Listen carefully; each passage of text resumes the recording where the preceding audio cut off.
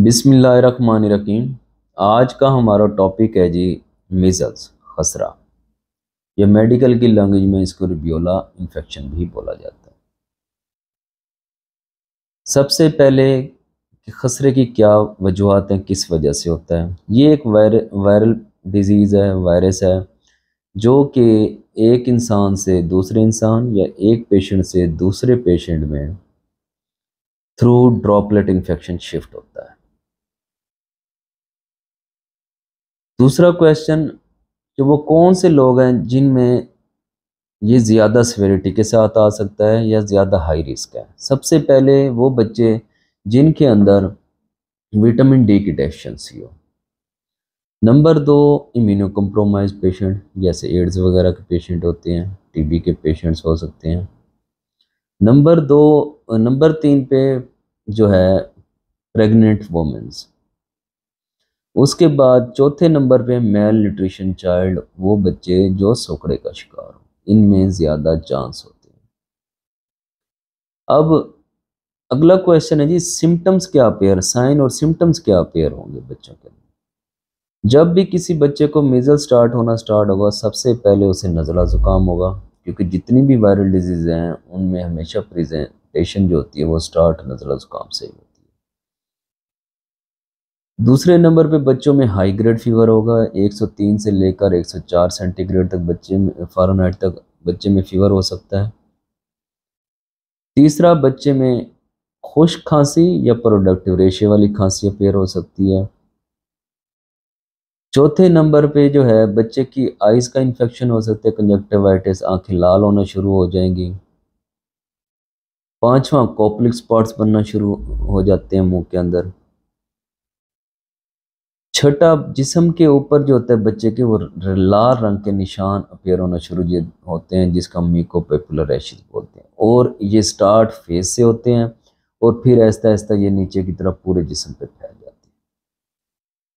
अमूमन इसका infectious period जो होता है, इंक्यूबेशन डेज तो इसके 10 to 21 डेज होते हैं, और इसका इन्फेक्शन पीरियड जो होता है, जब भी जिस्म पे पेशेंट के लाल रंग के निशान बनते हैं उससे 5 डेज पहले, और रैश अपेयर होने के बाद जो 4 दिन होते हैं, ये 9 डेज का पीरियड होता है, जिसमें एक से दूसरे पेशेंट तक ये शिफ्ट हो सकता है। अब इसकी तशखीस किस तरह, अमूमन हम इसकी तशखीस जो होती है वो क्लिनिकली ही इसको डायग्नोज करते हैं, और जो लैब्स इसकी हैं वो तो डॉक्टर ही रिकमेंड कर सकते हैं, क्योंकि जो कॉम्प्लिकेशन अपेयर होगी फिर उसी के हिसाब से ही लैब इसकी रिकमेंड की जाती है। अब ट्रीटमेंट, इलाज क्या होगा। इलाज जो है बच्चों के अंदर कोई स्पेसिफिक ट्रीटमेंट नहीं है। जो सिम्टम्स अपेयर होंगे, जैसे नज़ला ज़ुकाम है, हम एंटी एलर्जिक वगैरह दे देते हैं। अगर फीवर है तो कॉलपोल ब्रूफिन वगैरह बच्चों में दिया जाता है। इसके अलावा अगर कफ वगैरह है तो कफ सिरप वगैरह दिए जाते हैं। यानी कि कोई स्पेसिफिक ट्रीटमेंट नहीं है, सिर्फ सिम्टमेटिकली ट्रीट करते हैं। अब वो कौन से पेशेंट हैं जो हाई रिस्क पे होते हैं।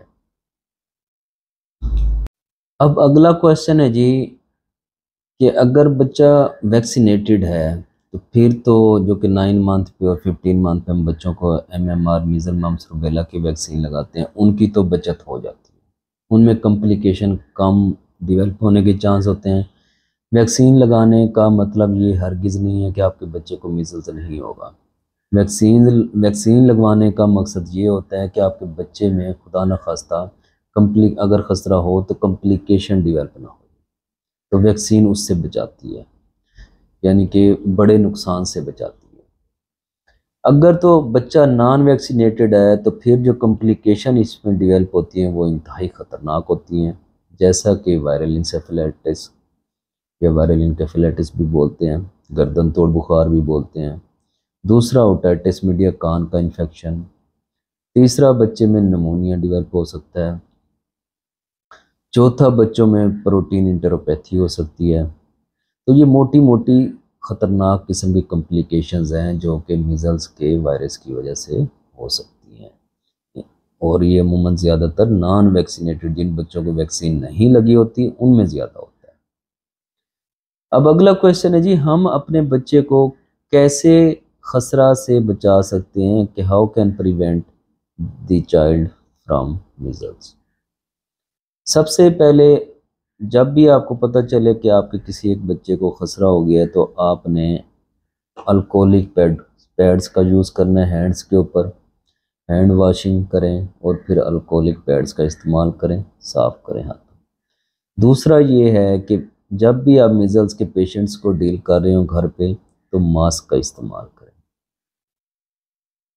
तीसरा, और बच्चों को अगर बड़े बच्चे हैं तो उनको ये सिखाना है कि वो खसरे वाला बच्चे को जो है उसको आपने अलग कर लेना है दूसरे बच्चों से, और उस खसरे वाले बच्चे को और दूसरे बच्चों को लाजमी बता देना है कि वो एक दूसरे से फूड शेयर ना करें। जैसे बच्चे अमूमन चीज़ें एक दूसरे से लेकर खाते हैं तो वो नहीं करने देना।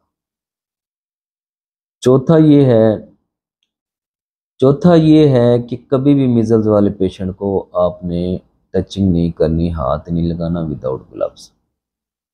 शॉपर वाले बंदा यानी कि पेशेंट के लिए आप जो अटेंडेंट है शॉपर वाले ग्लव्स मंगा लें, वो पहन के रखें और जब भी टच करना हो तो उसका इस्तेमाल करें और फिर उसको डिस्पोज कर दें। और जब भी आइसोलेट करना है पेशेंट को तो मिनिमम 4 डेज़ तक आपने अपने बच्चे को या पेशेंट को दूसरों से अलग रखना है ताकि दूसरे इससे बच सकें।